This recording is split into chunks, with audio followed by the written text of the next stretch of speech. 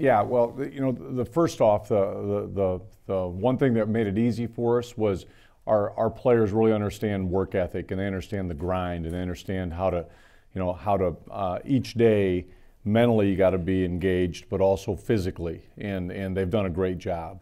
Offensively for us as coaches, we really it's a juggling act because we got to set mindset. We got to set everything from fundamentals to how you carry the ball, as far as how we see it, to what your steps are, how you're shooting your hands, where your eye placement is. So you're trying to teach a bunch of fundamentals, but we also have to put a lot of scheme in. And from our standpoint, I'm kind of a heavy loaded on the front end. So we're trying to throw a lot of stuff at them early. And as we get going through practice 5, 6, 7, we start to slow down. But those first 4 or 5 practices, we're putting a lot of offense in. We're putting a lot of scheme in, even though we're still trying to teach fundamentals. So it's a juggling act that thankfully our players have done a great job as far as just being all in and being engaged. And that's a big part of learning, is you have to truly be engaged. And it's a big learning process right now. K-State has had an offensive personality through the years. How would you describe your offensive personality and what you see in these guys right now? Well, the biggest thing that we're going to try to get across to them from a personality standpoint is hard-nosed, tough, physical, but then respect football. And those two things have to happen. And you can still be a hard-nosed, tough team and throw the football and throw it well. You can still be a hard-nosed, tough football team and get out on the edge. But we also got to run the ball between the tackles, and we got to respect the ball. And when we talk respect the ball, we're talking taking care of it, not turning it over. And part of taking care of the football is also the O-line doing their job. It's also the running backs in pass protection doing their job, because a lot of times turnovers happen because somebody else didn't get their job done that relates to the ball getting turned over. This is a K-State offense that you inherit that ranked 10th in the Big 12 Conference last year. Just what are the challenges in maybe getting their mojo back going, and maybe the challenges in making this offense successful? Yeah, I think the biggest thing from my standpoint is more just not harping on, not dwelling on, not worrying about what the past is. It's more us understanding how each guy fits in their new role, and then taking advantage of opportunity and being prepared to take advantage of the opportunities they get. Coach, what was kind of the mindset of switching Sammy Wheeler from quarterback to tight end? Probably the biggest thing is after 2 or 3 practices, really looked at him and said, Sammy, we see you probably as the 3rd or 4th quarterback, yet I think in the tight end situation / fullback, because our tight ends and fullbacks are really somewhat interchangeable, we felt like he could put himself into the mix of, I'm not telling you he's already the 3rd guy by any means, but put him into the mix of trying to figure out how do we use the best athletic skill set that we can find, and he's a guy that I think has a very good skill set.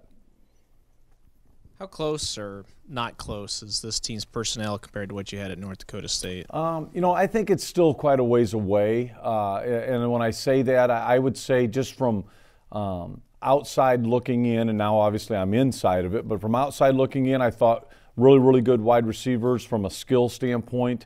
An O-line that comes back that a lot of guys have played quite a bit of football.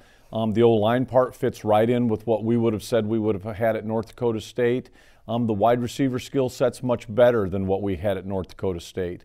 That being said, we're not as deep at tight end and fullback as we were probably at a North Dakota State. We're not as deep at tailback as we were at North Dakota State. So I'm smart enough to understand that you can't put a square peg into a round hole. So we're going to have to use the skills that each guy brings to the table, yet we're still going to have that mindset of the style of football is going to be very similar to what we did at North Dakota State.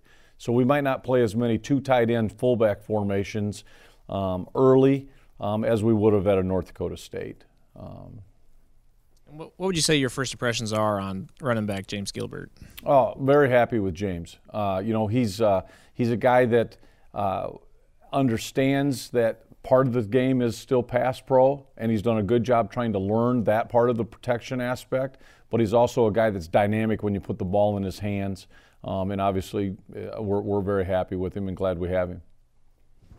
At receiver, you've got lots of guys that have high reps. Dalton Schoen, Isaiah Zuber. Curious where Joaquin Gill fits into the equation right now. Been very impressed with him, and Obviously Zuber not playing right now, not practicing.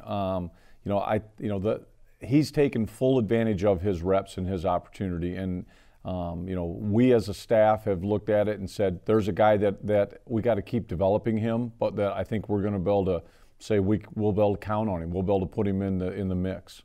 He's a guy that early in his career made the switch to wide receiver. How do you think he's handled? Has he shown any signs of maybe struggling at learning concepts and things like that? Honestly, from my standpoint, again, being a new guy to some of these guys, as far as just seeing what they bring to the table, I would have no doubt that the guy would have played wide receiver since the first day he stepped on the field. And what I'm getting at is he's attacked it. He's shown a skill set from the receiver standpoint that you would expect out of a receiver. So I've been very happy with him. Just to follow up on him, is he on scholarship, Viking Guild, or is he still a walk-on? To be very honest with you, I perhaps? don't know from that standpoint. Fair enough. And then similar to Kelce's question, I can't word this right because I don't want to be disrespectful to the level of FCS football. But how different is the talent level of the teams you're coaching between North Dakota State and then here at K-State, if at all? To be very honest, I think the talent discrepancy comes to when you start talking about the second, third, and fourth guy in your position group. FCS programs over the years, generally speaking, their top 11 that they're rolling out there are probably pretty darn close to what we would have. But the problem is when you play a 12-game schedule, you're not worrying about the number ones. You're worrying about those twos and threes being able to contribute when they get put into the opportunity to play. You have a true freshman quarterback on campus already. How much has he been effective, if at all, or is he pretty overwhelmed right now? To be honest with you, it's kind of surprising because I would have assumed that it'd be, hey man, prom's coming up. But he's not thought that way. He's not attacked it that way. From the very first start of winter conditioning stuff, he jumped in and did it no different than any other young man that's here. His learning curve actually has been very, very good. Now, he has shown the overload, meaning practice 1 and practice 2, really, really strong. Practice 3, it was like all of a sudden, oh wow, we got a lot of stuff in. And it was true, we did have a lot of stuff in. He swam a little bit on practice 3, bounced back practice 4, and really I felt like he did a good job. The thing that he's done the best at is, whether he knows it or doesn't know it, he's convincing in the huddle that I do know it. And that's a huge key. Because when your quarterback comes in and that O-line's looking at him and that O-line thinks, I'm not too sure this dude has any idea what's going on, his demeanor, his control of the huddle has been extremely good for should be a high school senior right now. Speaking of offensive line, you mentioned the physicality kind of being the basis of this offense.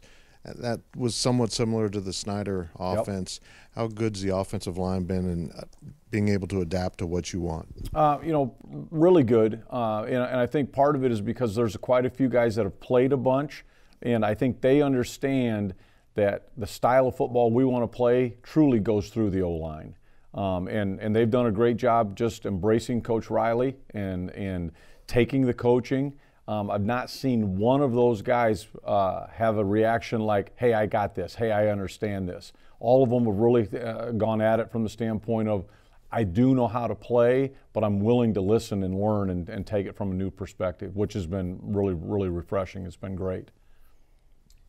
Skylar Thompson, I remember seeing a video. He was kind of waiting for you in your office the first day you arrived. What's just his leadership meant this spring? It's been impressive because he's been similar to the O-line. As much football as he's played and as much as he's played in the Big 12, at times you would anticipate that he would have that, hey, I've got this, I understand this.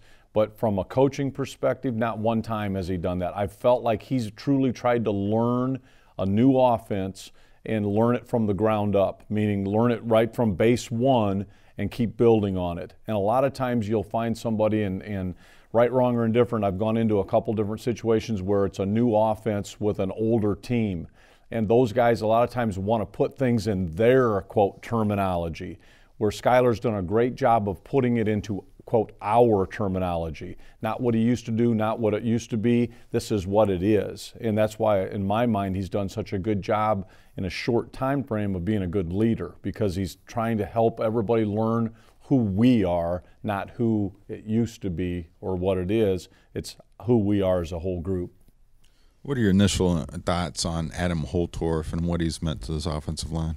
Well, I think not just him, but there's a number of them that really are good leaders, really understand, worry about what I can control, but then go out and tell the guy next to you, hey, this is how we're going to get it done, and he's really done a nice job. You can tell he's a guy they respect.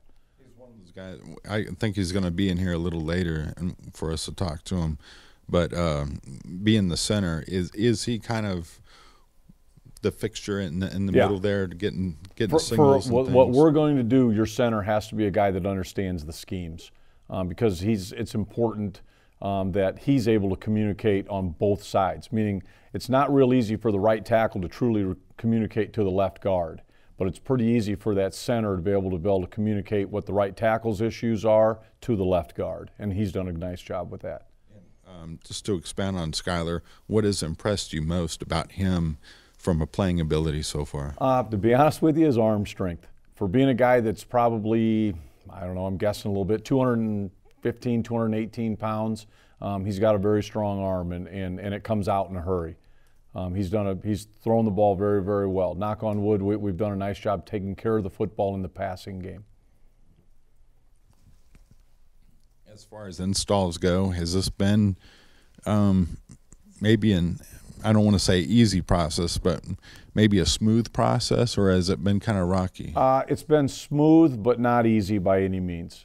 Smooth from the standpoint of our guys have spent the time and done a nice job trying to learn it, but it's still, when the quote play is the snap happens and now you got to play and it's fastball and those D linemen are going full out and the linebackers. There's a lot of thinking that's going on, and we've got to keep progressing to where I can just go play and not have to think. Now, is that going to that might not take place until 10 practices into fall camp before it really starts slowing down because of the number of things that we do. Is this going to have a very distinct flavor in the scheme of, in the realm of the Big 12 offenses? I think so, just because not everyone in the Big 12, but a lot of people are going to be in the gun 75, 80% of the time. And I don't see us in the gun 75 or 80% of the time. I see us to a little bit more of a 50-50, 60-40 being under center more than in the gun. I wanted to ask, you've already got quite a few questions about Skylar, and also you got the one question about Jaron, but what have been your impressions of John and Ryan there at quarterback and how they've looked so far? I think all four of the guys that have been just mentioned have done good things on different times. The best thing that all of them have done is they've taken care of the ball, and that's been an emphasis from the first day that we all got here was we got to be efficient passing the football. John also a very, very strong arm, understands the game probably better than I expected him to, and has done a nice job with that. Obviously, he's a big, raw athlete, but he's a quarterback, and that's the thing I'm probably the most impressed with him is he doesn't just go rely on his athleticism. He's operated from a quarterback standpoint. I think Ryan, he's got to keep coming along. He's got to understand that the run game's just as important as the passing game, and we don't run zone read, power read as much as a lot of people in the league do, but when we do run it, we got to do a great job taking care of the football. And the hard part about zone read and power read and that type of offense, it's really option football, meaning that there's a read key. I'm either keeping it or I'm handing it off, and you've got to really understand, respect the football, and so taking care of it's got to be a high priority, and that's each practice it's got to be a high priority, and I think he'll keep understanding that. I also wanted to ask about, at the end of last season, he came on really strong and ended up keeping his red shirt. But what have you thought about Malik Knowles from what you've been able to see from him? Malik, obviously, when he walks through the door, I think everybody would say, wow, that guy's what they're supposed to look like. That guy's going to be a guy that's going to help us. And there's nothing that's been shown so far that he won't. I think he will help us, and I think he'll be a guy that will show up early. I think that he still, though, is young. He's still a long ways from probably as ready for the Big 12 as some of the other guys are. Risen's a new guy here from a standpoint of getting on the field, but he's not young. You can tell he's been through he's been in the fire a few times. I think Malik still has some room to grow as far as just understanding the importance of day in and day out. Each down's an important down.